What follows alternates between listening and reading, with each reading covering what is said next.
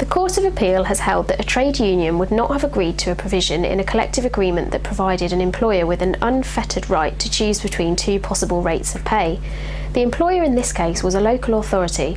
Traditionally, employees had been paid in accordance with the rates set by the National Joint Council Agreement for Local Government Services, known as the Green Book. The authority entered into a collective agreement with a trade union which specified percentage pay increases that employees would receive for 2007 and 2008.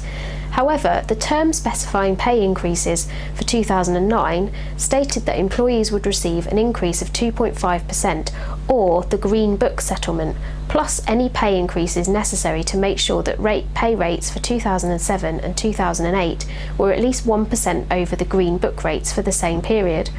There was no indication of which of the two pay rates was to be applied in practice.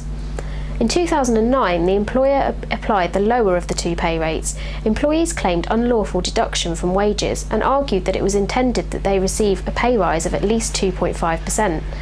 The Employment Tribunal held that the employees were not entitled to the higher rate of pay as the clause was unenforceable due to inherent uncertainty and had not been incorporated into the employees' contracts of employment. On appeal to the Employment Appeal Tribunal, the Employment Appeals Tribunal took the view that the clause was enforceable, but, taking a literal interpretation, the employer was free to choose which of the two pay rates to apply. The Employment Appeals Tribunal therefore held that the employer had not breached the employees' contracts. The employees appealed again. The Court of Appeal agreed that the clause was enforceable, but considered that the intention must have been that the employer would pay the greater of the two salary increases. The court considered it was inconceivable that the union would have negotiated a pay deal allowing the employer to pay the lower of the two figures unless this was made explicitly clear, and that the employer must have known this.